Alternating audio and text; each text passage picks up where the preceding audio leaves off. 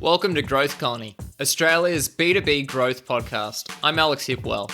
Each episode, we bring you B2B founders, CMOs, marketing and sales leaders to find out what makes them successful and what was behind their failures. Let's dive right in.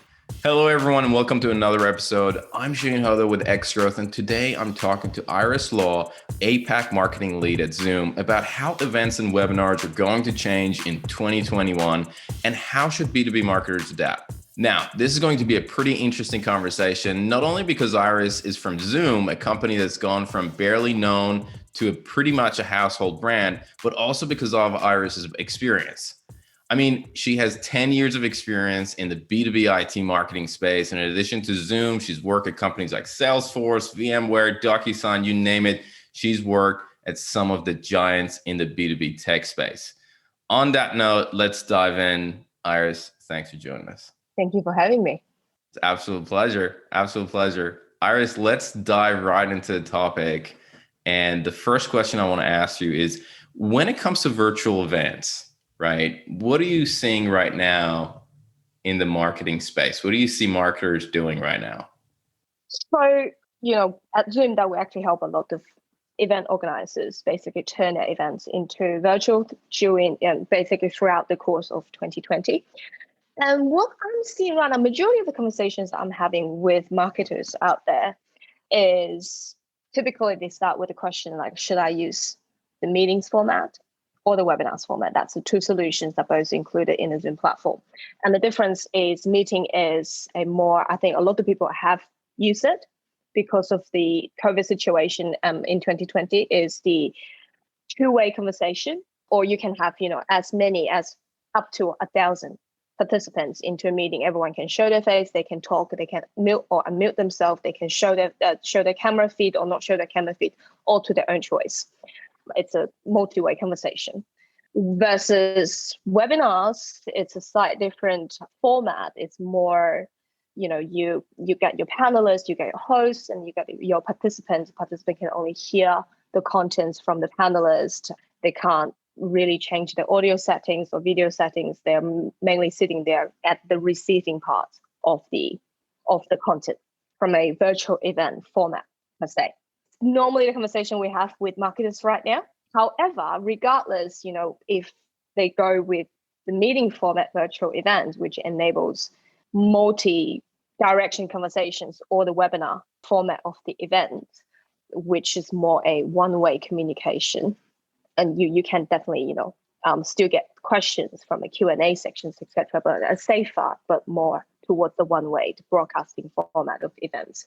Regardless which format they go for, what I'm seeing marketers are doing right now for their virtual events is they are going after a solution-led planning format. So they think about which solutions I want to go after, and then I'm going to plan my events or my contents accordingly in terms of what the capability that the solution can provide. Versus a more experience-led thinking methodology. What do you mean by what do you mean by experience-led? Let's explore that a little bit. Sure. So I think the ideal way of thinking about a virtual event is, now I have this event that I will be delivering in a digital way through the internet. And I believe the first thing a marketer should be thinking is what sort of experience I am creating for my audience. What the unique values or, propositions I'm bringing into my events. And from there, once you have that kind of like core experience you would like to create for your audience, and then you can start getting into the search of what the solution can deliver or what the solution combinations can deliver in order to achieve that result. But what I'm seeing right now in the market, majority of marketers thinking is what solutions I can do, and then I'll create the experience based on the solution I choose instead of the other way around. Yeah, I feel like there is a little bit of, it's hard to think outside of the box, I feel right now, right? We have this concept, this notion of what a webinar is or what an online experience is. And it's really hard to go outside of that and be like, is there Is there anything else? Now, I've had this problem as well, and we've talked about it at our own agency in terms of like how can we go beyond that. So tell me, one of the things that, well, actually, let me ask this: what do you think is wrong with that? Like, what are the challenges that you're seeing right now because of marketers looking at, hey, what's the solution, and therefore what can I make? What can fit in that frame? What are some of the issues with that? I think when you design your events and then you start with a solution decision, then immediately you limit yourself in terms of the experience you can create. Is that I'm going with this particular virtual event platform, and this is what they can deliver, and then you design your whole event based on the capability the solution can provide. While if you do the experience-led process, then you know exactly, then you will have a clear idea in terms of from the contents I'm planning to deliver, from the speakers I'm planning to invite, and from the experience I want to deliver, then you have your core values sitting, in the middle of the planning. And that's the backbone of the events, right?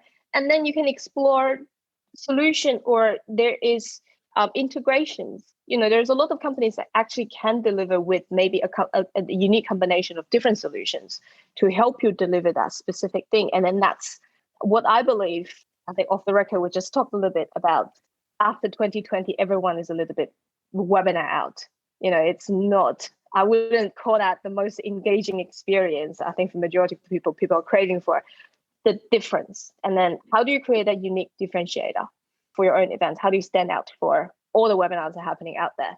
And if everyone's thinking about, there's 5 different webinar solutions out there, and I'm going to plan my events based on their capability, then very easily you get into a me like, they like sort of experience. I think that's one thing. And then I think the other thing I'm seeing is when you say, sitting, limit yourself in the box, in the way that what I'm seeing in with my fellow marketers is, a lot of us are very, very experienced, including myself, very experienced event planners.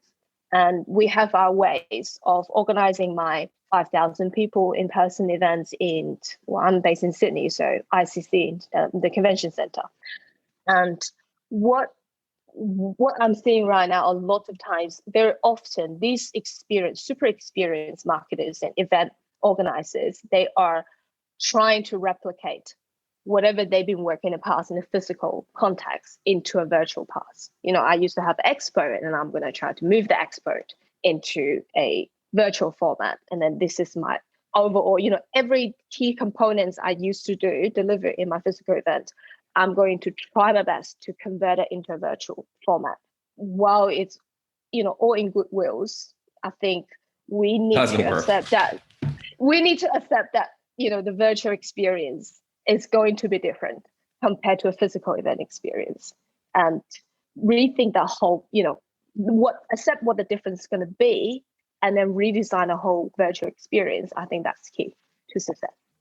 Now, one of the things that you talk about, which is a nice segue from what is going wrong to what can people could potentially think about and adapt their events, are hybrid events, right? What are your thoughts on hybrid events being the next thing? Well, I think hybrid event is the inevitable trend in this market. Like we need to start thinking about hybrid event. We need to start. I think I think hybrid events going to unlock so much potentials for the event space. All the way from inviting a overseas or renowned international speakers into your event, and that can be done in a more cost-effective way, and also getting your assets into delegates, event participants from different parts of the world. It's really, the hybrid format really going to extend the reach of that event, your physical event can do. But when we're talking about hybrid events right now, when I talk to my marketing peers right now, I think very often that I have seen, they think about hybrid events as in a way that I will have a physical presence at the venue somewhere with a group of people that will be attending these events physically. and then I will have a virtual component to it. Then, the content will be broadcast through certain channels into, via Yeah, I'll do internet, it via Facebook, live and yeah, Facebook Live and yep.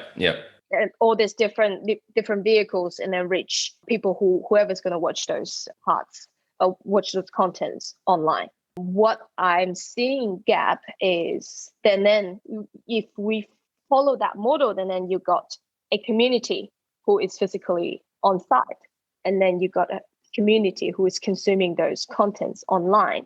My question will be, in order to get to a true definition of hybrid events, should we have two communities, one on site, one online, or should we have one community that everyone can talk to each other regardless where they are? And what's the true definition of a hybrid event? So how would you approach it? I'm super curious as well. So what would be, and I've heard this definition that you talk about.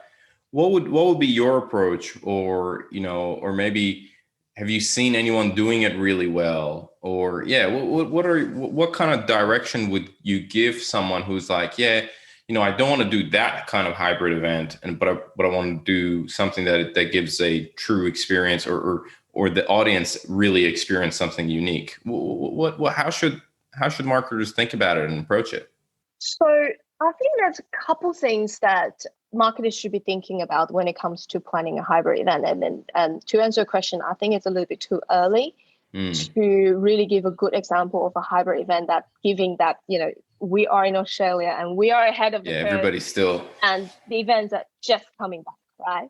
So it's still early days. I will be curious myself to see marketers and event planners that are doing hybrid events in 2021.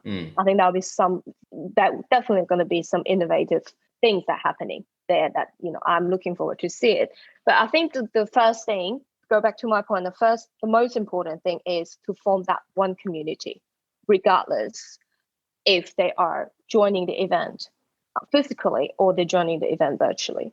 And then, so basically, if there's a gap, the two groups are not talking to each other, how do you bridge that? Technology is definitely the answer to it.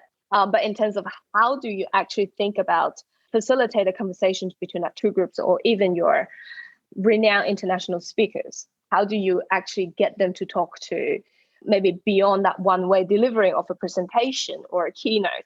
How do you facilitate more a two-way conversation between a international speakers versus, with on-site audience, with the online audience?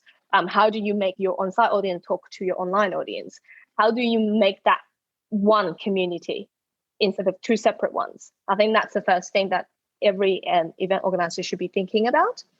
And then the other thing is, how do you design the experience so your online delegates don't feel like they're the tier 2 citizen? Right. I'm only getting the next best experience. Interestingly, not so much related to the event space, but at Zoom, we are thinking exactly the same thing for all the remote workers. So what we're trying to do, because we believe in the more business working context, we believe that hybrid work model is going to be the future. And what we are doing right now to improve our platform and our technology is, we don't want our remote worker to feel like they're tier 2. If you're dialing into a meetings from home, well, you have, for example, this is actually one of our recent features we just announced, called Smart Gallery. So basically what it is if I'm working from home, for example, and I'm dialing in to join a meetings with a group of my colleagues that's sitting in the meeting room in the office, traditionally that what I would see on my camera is going to be, a feed into the in the meeting room with maybe 5 of my colleagues sitting there.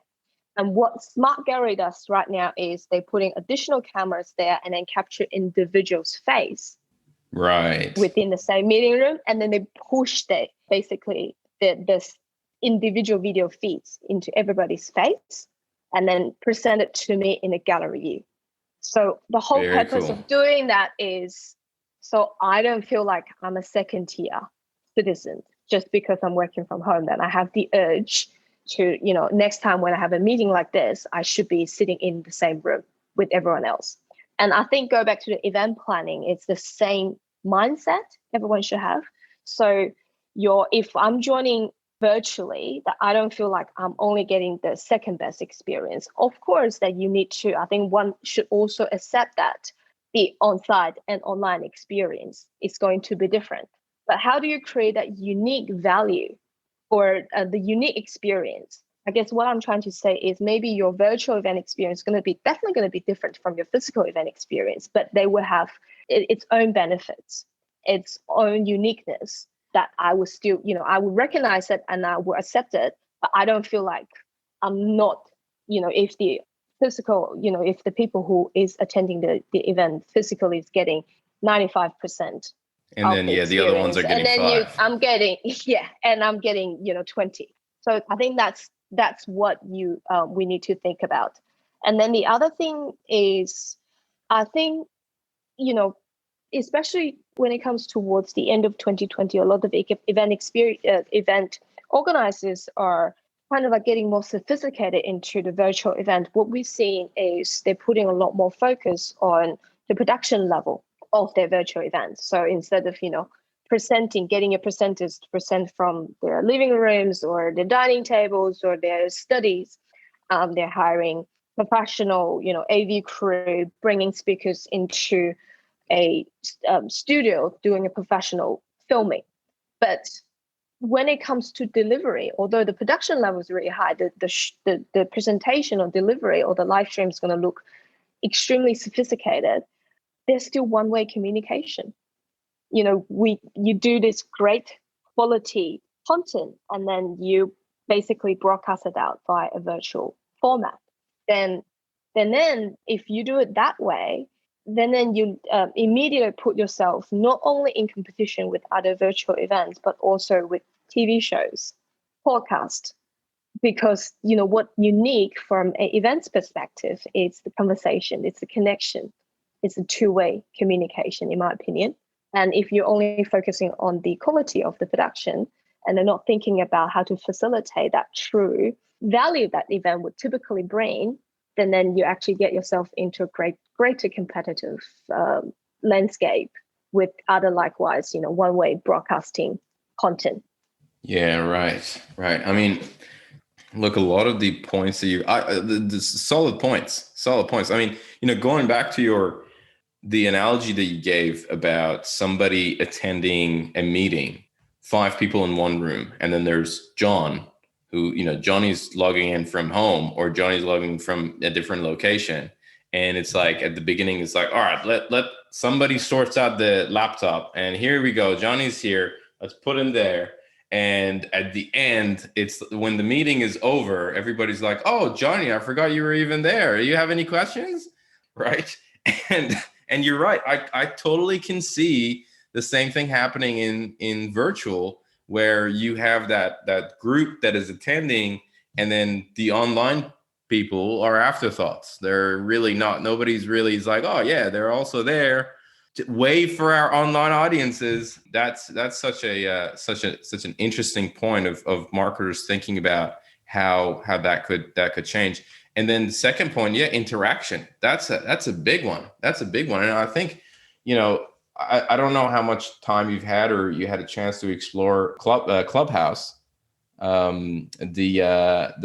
Clubhouse app where there's a lot of interaction. I mean, they're blowing up in the US, and there was a lot of noise about it. And it's a voice only social media where, B2B companies are jumping on, and there's a lot of interaction. There are tons of interaction. Everybody can raise their hand and you can jump in and have a conversation. So that level of taking into consideration the level of interaction, I feel like is quite an important point. And I think the interaction, and the connections, it's one of the, it's probably a part of the big reasons that people go to events. And if virtual events are losing that component, then, me watching a webinar has no difference between, I'm listening to a podcast if I'm not having that interactions. I guess that's the point I was trying to make here. Yeah. If we're losing the unique competitiveness of actually having events, then your competitors all in a sudden it's just, tripled. Very true. Very true. It's a tough challenge. It's a tough challenge. So we talked about a lot of different points. Last thing I also want to find out is, what are some of the exciting initiatives you talked about at Zoom? I forget the name right now, but the gallery option for happening during meetings. But what are some of the cool initiatives that are coming up at Zoom that you can talk about? Well, actually, I'm really excited to let you know that, last year, towards the end of last year at our annual flagship event, Zoomtopia, we announced our On Zoom platform. That's basically a marketplace for a immersive experience. So I think throughout the 2020 timeframe during June lockdown, what we have seen is a lot of people that start to utilizing Zoom to continue their business, to stay connected. And on the back of it, I think what happened is they realized that utilizing technology like Zoom, what they can do is they can really extend their reach. Say if I am a yoga instructor and I used to run class for 20, 30, 40 people in my studio. But if I move it online, then all of a sudden my audience reach can go way beyond my suburbs. I can go to different countries, different cities. Everyone can join in a low cost way. And that content still can be delivered easily and effectively. So we see that as an opportunity to really help our community to connect and survive and thrive. And that's why we are expanding this, basically announced this On Zoom solution. It's basically a comprehensive solution for Zoom users to create, to host events like fitness class, concert, stand-up communities, shows, music lessons, cooking lessons on the Zoom meetings platform. So you can basically, if you're a Zoom user, what you can do is you can schedule and host events, and then you can list and sell tickets. And then we have On Zoom as a marketplace platform to really help you host your events and then extend your reach into whoever's interested in a certain topics that you're hosting. I love it. I love it. I mean, we're a big fan of Zoom. I think we've been a Zoom customer since 2000 and either mid 2017 or 2018. And I remember back then I would say to our accountant, let's jump on Zoom. She's like, I'll drive to your office. I'm like, no, don't drive to our office. Just jump on Zoom. She's like, what is Zoom? And then a month into pandemic, I'm like, hey, can we, now we're in lockdown, can we, how do you want to do it? She's like, yeah, we'll do it over Zoom. I'm like, oh my goodness, you're like sending me invites now. So it is fascinating how Zoom completely took over in this period. And also you're right. I mean, the adoption, I mean, even for us, we were half remote before COVID, we went full remote after COVID. And we had customers as an agency, it's not too hard. We're not really bound to physical location, but we had a lot of customers in Melbourne. Now our majority of our customers are across Australia and the US. And yes, we had that before, but also from the other side, the acceptance has gone up. So it's a fascinating change in the market. And I think it's for, even though it comes with its hardships, it's for the best. Now, before we wrap up, I have a couple of rapid questions I want to ask Iris, we can keep these short. If you want to give it a long answer, that's fine as well. But should we smash through them? Let's do it. All right. First rapid question: what is one resource? It could be a book, blog, podcast, or a talk, whatever it is, that fundamentally changed the way you work or live. What comes to mind? First thing comes to mind, it's probably more on the personal life note, is this TED Talk by Brené Brown called The Power of Vulnerability. Brené Brown. Yes, she is. She's a gold mine. A lot of insights. And she's killing it with her book. Indeed. Also listen to her podcast. Yeah. Dare right to now lead. as well.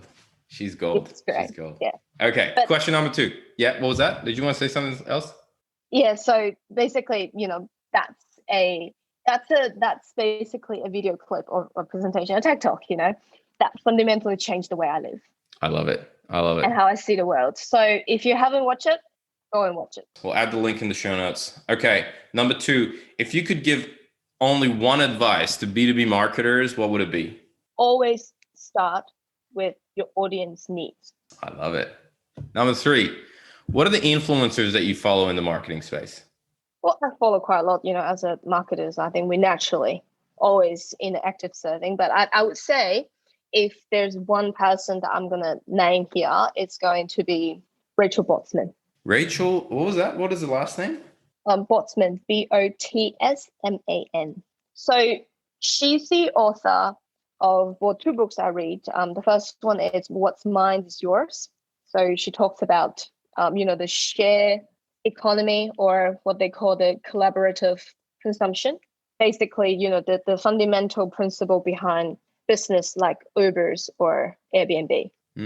When you have a car that you drive every day to work, with only you sitting there, well, everybody have a car that with 3 empty seats that are not being utilized. And then she believes the future is to really consolidate those resources into in their best optimized consumption.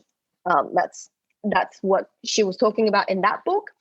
And then later on, I think around 2018, she released another book called Who Can You Trust? And it's an interesting, I think, topic that, we live in a time, I think trust is so hard to build. We don't trust maybe a lot of people. I wouldn't say, on behalf of me, but I think we live in a society that a lot of people don't trust the authority, don't trust the government, don't trust the newspaper, the media. There's a lot of businesses that they interact with. Yeah, exactly. But in the meanwhile, that you can easily step into a total stranger's car and let someone, let someone to drive you to a destination. That's a level of trust. So in that book, she talks about the relationship between technology and trust and how do we form it. And I think that's, as a B2B marketer, that's extremely important to understand how technology can potentially facilitate trust, and how people actually build trust, and what's the technology roles play there. So interesting book to read. I love that. I'm going to check her book out. I mean, it does happen, but I haven't heard of her, and I'm definitely going to do some research on her. But it's a topic I'm very fascinated about. Trust economy, trust as a currency. It's definitely a very topical issue, and I'll definitely check that out. Thanks for that recommendation. I got one last question, and that is, what's something that excites you about B2B today?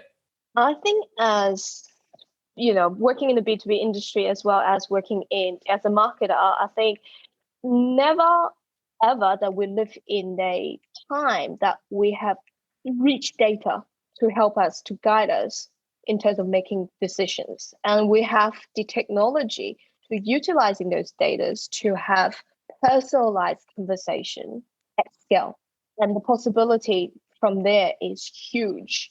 I think we're only scratching the surface right now in terms of building those personalized journeys for individuals or business based on their unique needs. There's a lot more we can do there.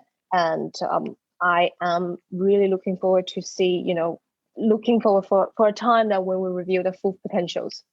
That's so true. I mean, we do a lot of ABM campaigns, and especially when you come down, when you come to that personalized campaigns, it's the intent data that's in the market now and all the things that comes with personalization. It's a fascinating space. I love that you said that. Well, Iris, thank you very much. This has been an awesome conversation. If anybody wants to reach out or want to know more, what's the best way for them to do so? I would definitely leave my LinkedIn profile link here. Hit you on LinkedIn. Hit me on LinkedIn. Sounds good. Iris, thanks a lot. Thank you. Hey, it's Alex again from X Growth. Thanks so much for joining us on this episode. If you enjoyed it, we'd love it if you take a moment to rate us on Apple Podcasts. It would really help get the word out to other B2B professionals. If you're hungry for more B2B content, make sure to join our Slack channel at growthcolony.org/Slack, where we share the latest B2B news, tactics, tips, and chat about problems we're facing in the B2B space and find solutions together. That's growthcolony.org/Slack. Thanks for tuning in. We'll catch you in the next episode.